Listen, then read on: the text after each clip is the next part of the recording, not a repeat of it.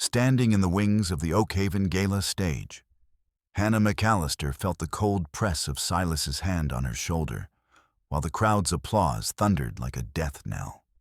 She looked down at his phone, where a grainy photo showed her two children sitting in the back of a strange black SUV at the state line.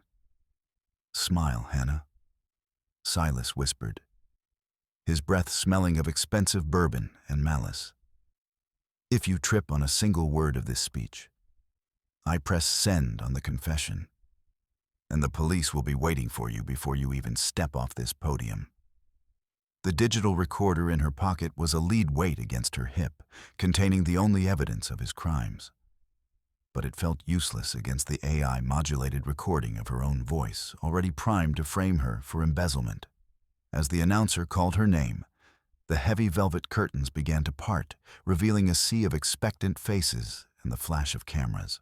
Hannah realized with a jolt of terror that the man she had shared a bed with for a decade hadn't just sabotaged her car or drained her bank accounts. He had systematically erased her identity, leaving her with no money, no children, and a husband who had turned her own voice into her executioner. One question burned in her mind as she stepped into the blinding spotlight. How do you fight a man who has already convinced the world you've confessed? The alarm blared. Not the usual chirp of a forgotten code, but a deep, pulsing wail that vibrated through the floorboards. Hannah's fingers twitched against the sheets, still warm from sleep. She sat up, the silk of her nightgown clinging to her skin, and the scent of burnt coffee from the kitchen hit her like a slap. Wrong. The house never smelled like this in the morning. She swung her legs over the edge of the bed, toes pressing into the plush carpet. The security panel on the nightstand glowed red, its usual green standby light replaced by a single, unblinking word. Lockdown. Her breath hitched. She tapped the screen. Nothing. Swiped again. The system ignored her, humming faintly like a machine holding its breath. She stood, the floorboards cold beneath her bare feet, and moved toward the bedroom door. She gripped the handle, expecting the smooth turn of the mechanism, but it remained rigid. The electronic lock had engaged, its internal bolt clicking into place with a finality that made her stomach drop. This was Silas's doing. It had to be. He had always been obsessed with the smart features of their Oakhaven estate, bragging to their neighbors about how the house could protect itself from any external threat. He never mentioned that the same technology could turn inward, transforming their sanctuary into a gilded cage. Hannah pressed her ear to the wood, listening for the sound of her children in the next room. But the house was silent save for the rhythmic, electronic pulse of the alarm. Panic, sharp and metallic, rose in her throat. She crossed to the window, hoping to see the sunrise over the Appalachian ridges. But the heavy, automated shutters had descended, sealing the glass in a shroud of reinforced steel. She was trapped. Every exit, every window, every breath of fresh air was now under the control of a central processor she couldn't access. She returned to the bedside terminal, her fingers flying over the glass in a desperate attempt to find a back door, a secondary override, anything. The interface remained a mocking crimson. She was a prisoner in her own home, and as the reality settled into her bones, she realized this wasn't a glitch. It was a statement. Silas had finally decided that the only way to keep her was to cage her. The silence of the bedroom was suddenly shattered by the mechanical whine of the door bolt retracting. Hannah didn't wait to see who was on the other side. She burst through the opening, her feet silent on the hallway runner, and raced toward the stairs. She needed to reach the garage. If she could get to her car, she could force the heavy door, or at least use the vehicle's independent cellular link to call for help. The house felt different now. Hostile. The air was stale, the ventilation system seemingly cut off as part of the lockdown protocol. As she descended into the kitchen, she saw the breakfast she had planned to make. Eggs in a carton, bread still in its plastic sleeve, sitting like relics of a life that had ended 10 minutes ago. She wrenched open the door to the mudroom and then the heavy fire door leading to the garage. The air here was cooler, smelling of oil and old concrete. Her sleek black sedan sat in its usual spot, a dark island in the center of the bay. She dived for the driver's side door, her hand trembling as she fumbled for the handle. But as she drew closer, she saw the hood was slightly ajar. A cold dread, worse than the lockdown, washed over her. She lifted the heavy metal, the hinges groaning in the stillness. The sight beneath made her breath hitch. The spark plug wires had been systematically shredded, their copper guts exposed like raw nerves. Someone had used a pair of wire cutters with surgical precision. The sabotage was personal. It wasn't just about stopping the car. It was about showing her how easily he could dismantle the things she relied on. Hannah reached into the engine bay, her fingers brushing the cold metal of the block.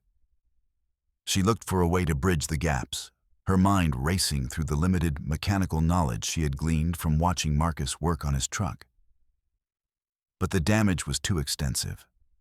The wires weren't just cut. They were gone, likely tossed into the woods or the trash.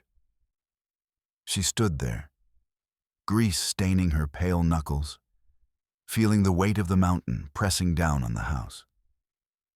She was truly stuck. She leaned against the workbench, her heart hammering a frantic rhythm against her ribs. Her eyes scanned the cluttered shelves, looking for something, anything, she could use. In the corner, tucked behind a stack of old textbooks she'd meant to donate, she spotted a small, rectangular shadow. She reached for it, her fingers closing around the familiar brushed metal casing of her digital recorder. It was a relic from her days as a doctoral student, a high-quality device she'd kept for recording her lectures. She checked the battery, half full. It was enough. She tucked the recorder into the deep pocket of her oversized sweater, the weight of it a small comfort against her hip. If she was going to be a prisoner, she would be a witness. She would record every word Silas said, every threat, every admission of what he was doing to their family. It was her insurance policy, a way to claw back some semblance of power in a situation where she had none. She felt the scarred skin of her knuckles, a reminder of old fights she'd lost, and vowed that this one would be different. She wasn't just a wife anymore. She was a collector of evidence. The humidity in the garage was rising, the September air thick and cloying. Hannah moved back to the car, her mind shifting from panic to a cold, analytical resolve. She couldn't fix the spark plugs, but she might be able to bypass the ignition if she could find the right wires under the steering column. She knelt on the concrete, the rough surface scraping her knees, and began to pull at the plastic paneling. The smell of ozone, sharp and electric, filled the small space, mingling with the scent of her own sweat. She worked frantically, her fingers dancing through the tangle of colored wires. She remembered a video she'd seen once, or perhaps a scene from a movie. But the reality was far more complex. The car's computer system fought her at every turn, chirping warnings that echoed off the plywood walls. The heat was becoming oppressive, a physical weight that made it hard to breathe.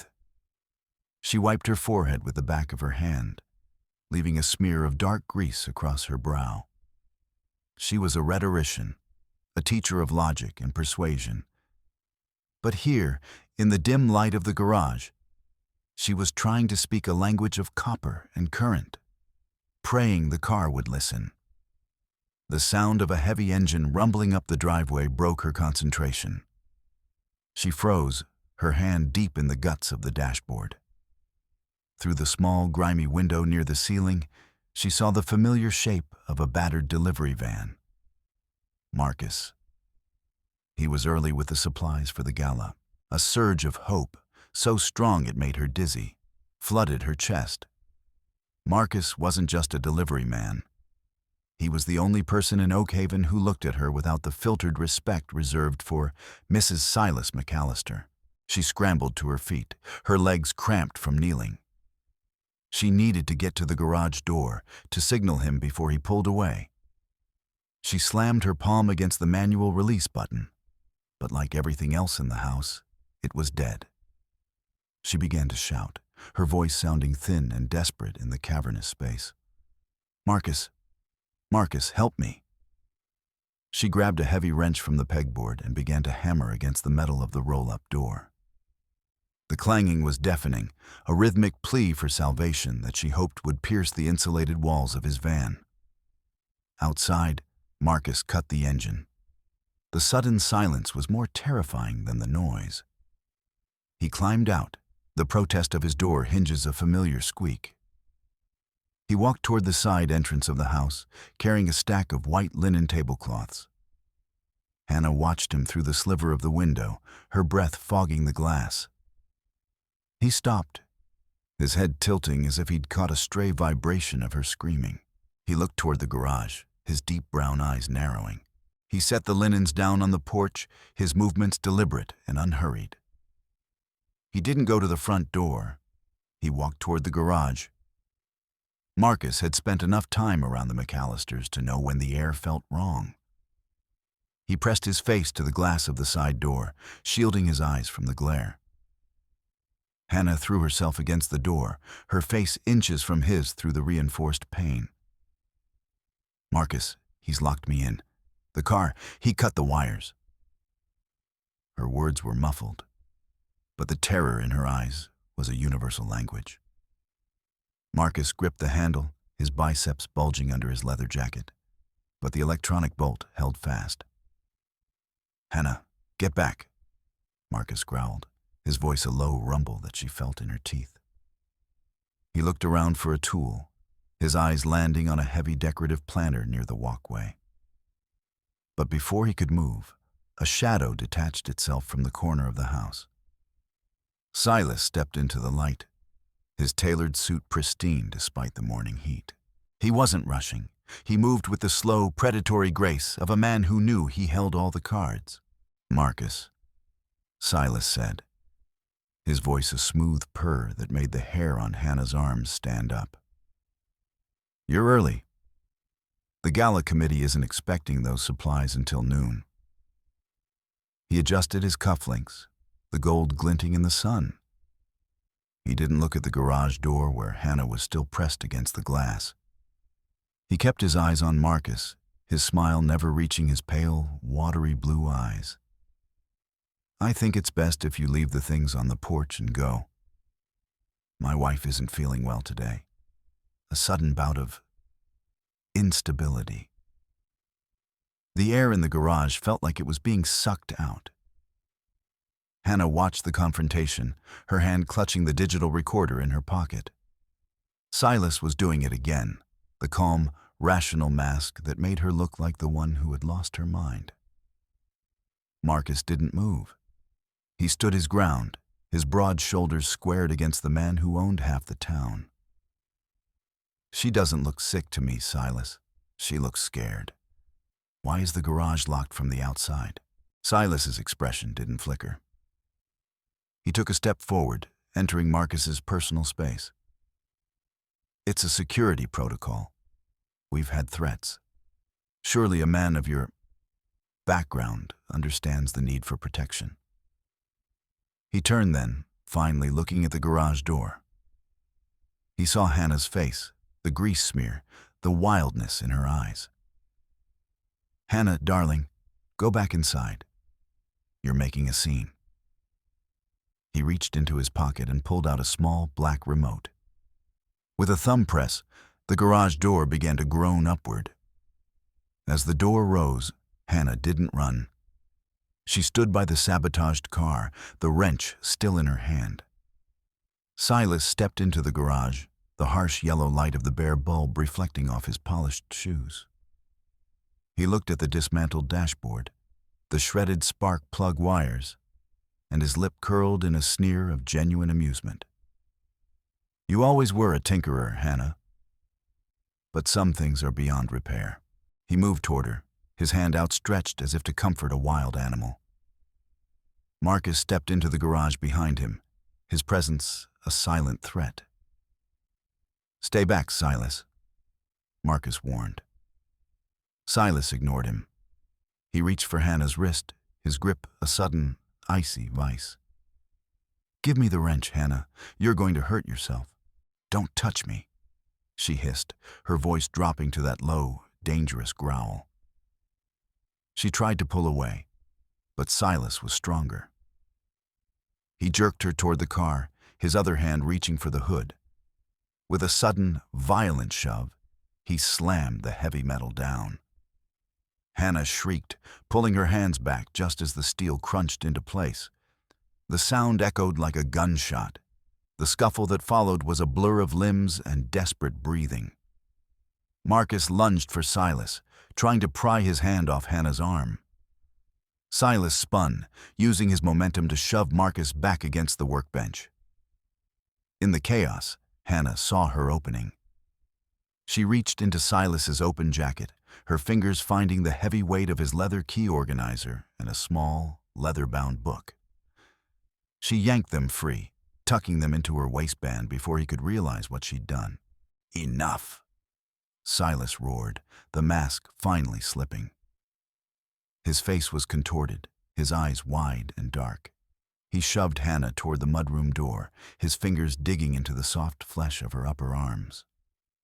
Inside. Now. He looked over his shoulder at Marcus, who was pushing himself up from the floor, his nose bleeding. And you. If I see your truck on this property again, I'll have the deputy haul you in for trespassing and assault. Don't think I don't know who you've been talking to. Marcus wiped the blood from his lip, his dark skin flushed with rage. But he didn't move. He looked at Hannah, a silent apology in his eyes. He knew, and she knew, that if he fought now, Silas would use the law to bury him. Hannah, Marcus said, his voice strained. I've been getting messages, for weeks, telling me to stay away from you. Threats against my shop, my family. Hannah froze, her heart stopping. From Silas? No, Marcus said, his eyes locking onto Silas's. From Roy, your cousin, Silas, the deputy. He's been doing your dirty work, hasn't he? Silas didn't deny it. He simply smiled, a cold, triumphant thing, and shoved Hannah through the door, slamming it shut and engaging the electronic lock before Marcus could take another step. The interior of the house felt even more oppressive now that the sun was up, the heat trapped behind the steel shutters. Silas marched Hannah into the living room, his grip never wavering. He threw her onto the sofa, the leather cool and indifferent. He stood over her, breathing hard, his expensive cologne now smelling like rot. You think a little recorder and a ledger are going to save you? He whispered, leaning down until his face was inches from hers. I know everything, Hannah. I know about the evidence you've been gathering. I know about the secret emails to the school board. I know about the way your heart rate spikes every time I walk into the room. He tapped a small black device mounted near the ceiling, a sensor she'd always assumed was part of the thermostat. Professional grade, Hannah. It tracks everything, audio, visual, biometric. I've been watching you unravel for months. He walked to the sideboard and poured himself a whiskey, the amber liquid splashing into the glass. And as for your escape fund, I hope you didn't have plans for it. I moved the last of the joint accounts this morning. A business move, let's call it. You're penniless, Hannah. You have no car, no money, and no one in this town who will take your word over mine. Hannah stared at him, the weight of the ledger against her skin and the only thing keeping her grounded. The children, Silas. Where are they? They're safe, he said, taking a slow sip of his drink. Upstairs, in the guest room. I thought it was best to keep them away from the excitement. They'll stay there until the gala is over. And if you want to see them again, you'll do exactly as I say. You'll put on that green dress, you'll walk into that hall, and you'll tell everyone how proud you are of the work we've done for Oakhaven. He set the glass down with a precise clack and walked toward the stairs. I'm going to go check on them. Don't bother trying the doors. I've updated the firmware. Even the dog knows better than to get in my way. As if on cue, a low whine drifted up from the basement stairs. The family dog, a wiry terrier mix that usually followed Hannah like a shadow, was huddled in the darkness of the lower landing. His hackles were raised, and his eyes, one blue, one brown, were fixed on the empty air of the kitchen. He wasn't looking at Silas. He was looking at something Hannah couldn't see, his small body trembling with a terror that felt ancient. The house began to groan, a deep, structural sound that made the floorboards vibrate. Suddenly, the kitchen door slammed shut, the electronic lock firing with the force of a hammer. Then the pantry door, then the mudroom. It was as if the house itself was having a seizure, the smart lock system cycling through commands with a frantic, erratic energy. Silas stopped on the stairs, his brow furrowed. He pulled out his phone, his thumb stabbing at the screen. "Damn thing," he muttered. Hannah seized the moment. She ran for the kitchen, hoping the landline, the old corded relic she'd insisted on keeping, was still active. She grabbed the receiver, her fingers trembling as she dialed 911. The dial tone was there, a steady, mocking hum. But before the first ring could complete, the line went dead. Not a disconnect, but a physical cut. She turned to see the kitchen door swing open. But it wasn't Silas. Deputy Roy Calloway stood in the doorway, his uniform shirt stained with sweat, a toothpick dancing between his teeth. He didn't look like a savior. He looked like a man who had just finished a very dirty job. He looked at Marcus, who was being led into the kitchen by a second officer, his hands zip-tied behind his back. "Silas," Roy called out, his voice a nasally drawl. "We've got a problem. The mechanic here won't stop talking about civil rights and illegal detainment. Thought you might want to handle it before we take him down to the station." Silas descended the stairs, a look of pure, cold satisfaction on his face. He watched as Roy shoved Marcus into a kitchen chair, the wood creaking under the weight. "Thank you, Roy. I think a little restraint is exactly what's needed." Hannah looked from the deputy to her husband. The realization of their alliance, a physical blow. She looked at the heavy brass award sitting on the counter. A Citizen of the Year trophy Silas had won 3 years ago. Without thinking, she grabbed it. The weight was substantial, the base solid marble. As Roy leaned over Marcus, his back turned, Hannah swung. The marble connected with the side of Roy's head with a sickening thud. The deputy crumpled, his hat spinning across the linoleum. "Run!" Hannah screamed at Marcus, but Silas was already there. He tackled her, his weight pinning her against the refrigerator. "You stupid bitch," Silas hissed, his face inches from hers. "You think that changes anything? I've already used your digital signature. The wire transfers from the Gala Fund?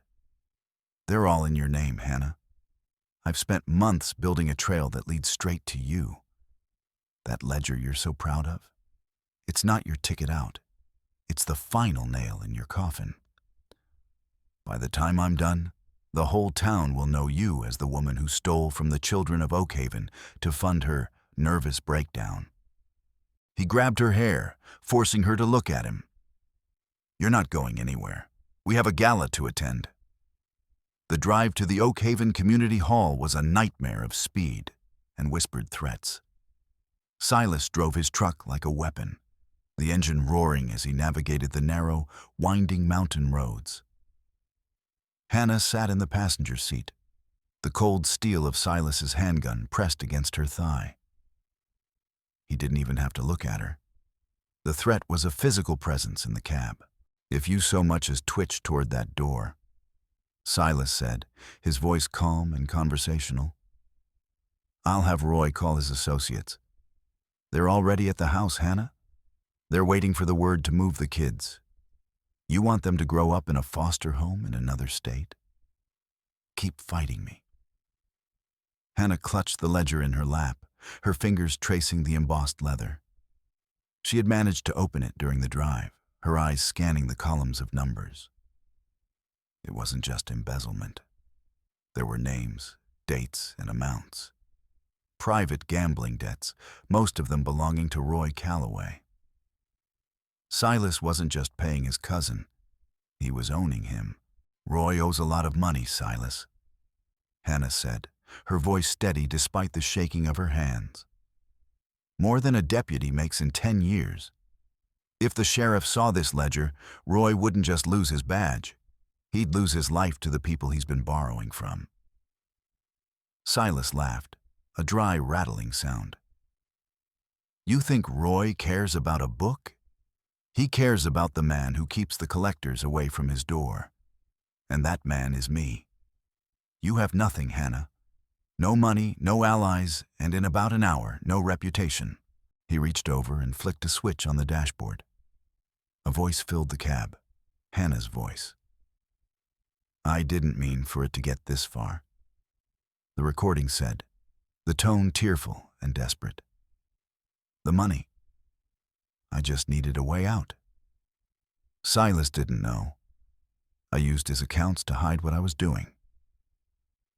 Hannah felt a wave of nausea. It sounded exactly like her. The cadence, the slight catch in her throat when she was stressed, it was perfect. AI voice modulation. Silas had used her own lectures, her own phone calls, to build a digital ghost that could confess to his crimes. "The district attorney gets that file the moment the gala ends," Silas said, his eyes on the road. "Unless you give the performance of a lifetime tonight. You'll stand on that stage, you'll thank the donors, and you'll hand me the Visionary of the Year award with a smile. Do we have an understanding?" As the truck pulled into the service entrance of the hall, Hannah saw Roy standing by the door, a bandage on his head and a dark, murderous look in his eyes. He gave Silas a sharp nod. The trap was closed. The backstage area of the gala was a hive of activity. Caterers rushing with trays of hors d'oeuvres, technicians adjusting lights, the distant murmur of the important people of Oakhaven. Silas kept a firm, bruising grip on Hannah's arm as they moved toward the wings. He leaned in, his breath hot against her ear. "Smile, Hannah. The cameras are waiting." She looked out through the heavy velvet curtains. The room was filled with people she had known for years, neighbors, colleagues, friends. All of them dressed in their finest, drinking expensive wine and waiting to be told how wonderful their town was. And there, in the center of the front row, was the district attorney, a man Silas had golfed with every Sunday for a decade. "I need to use the restroom," Hannah whispered, her voice cracking. "No," Silas said, his grip tightening. "You stay right here. Roy is watching the exits. There's nowhere to go." He pulled out his phone and showed her a photo. It was a live feed, her children, Eli and Mira, sitting in the back of a nondescript SUV. The sign in the background was unmistakable. "Welcome to Virginia." They were already at the state line. "One word out of place, Hannah," Silas hissed. "And they keep driving. You'll never see them again." The master of ceremonies stepped to the podium, his voice booming through the speakers. "And now, to present our final award of the evening, a woman who needs no introduction, Mrs. Hannah McAllister."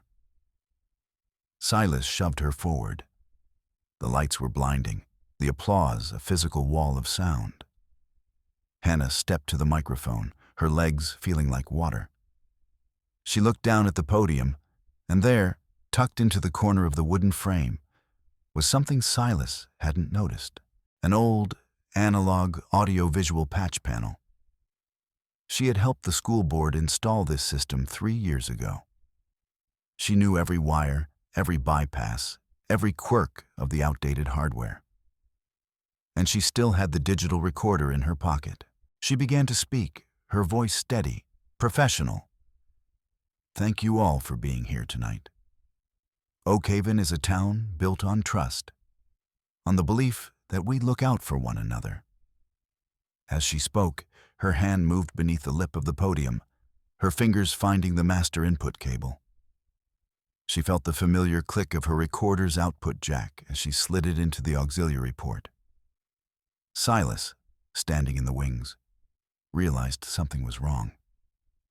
He reached into his pocket for his signal jammer, his face darkening. But Hannah was faster. She reached down and flipped the manual override switch on the panel, a hardwired bypass that ignored all digital signals. But sometimes, Hannah continued, her voice rising, the people we trust the most are the ones who hide the darkest secrets. Silas, would you like to tell them about the ledger? Or should I let you speak for yourself? She hit play on the recorder. The hall went silent as Silas's voice, the real Silas, cold and threatening, blasted through the speakers. You're penniless, Hannah. I've spent months building a trail that leads straight to you. The children are safe, as long as you do exactly as I say. The recording played on, a litany of threats, admissions of embezzlement, and the cold, calculated plan to frame his wife. The audience sat in stunned silence, their wine glasses forgotten. Silas lunged for the stage, his face a mask of pure rage, but Hannah was already moving. She reached for the emergency fire pole near the curtain and yanked it. The overhead suppression system erupted, not with water, but with a thick, suffocating mist of chemical foam. The hall dissolved into chaos. Screams echoed through the fog as people scrambled for the exits. Hannah dived behind the heavy velvet curtain, the mist providing a tactical veil that obscured her from Silas and Roy. She ran through the service corridors, her memory of the building's layout guiding her through the dark. She burst out the rear exit, the cool mountain air hitting her like a blessing. Hannah? She spun, expecting to see Roy. But it was Marcus. He was standing next to a black SUV, his face bruised but his eyes bright. And behind him stood 3 men in dark windbreakers. Federal agents. It's over, Hannah, Marcus said, stepping forward to catch her as she stumbled. I've been working with them for weeks. The messages Roy sent? We tracked them. The ledger you got. It was the final piece. Racketeering, kidnapping, embezzlement. They have it all.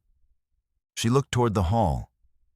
Silas was being led out in handcuffs, his expensive suit ruined by the fire foam.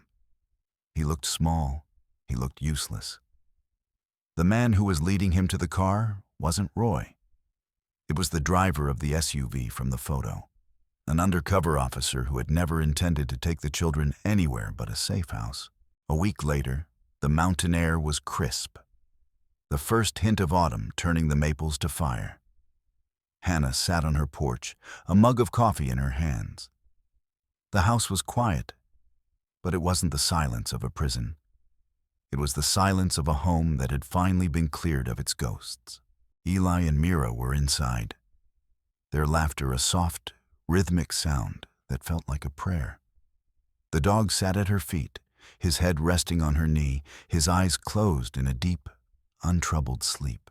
The chains were broken. The truth was out. And as the sun set over the Appalachian ridges, Hannah McAllister finally let herself breathe. The silence of the woods didn't sound like a threat anymore. It sounded like freedom.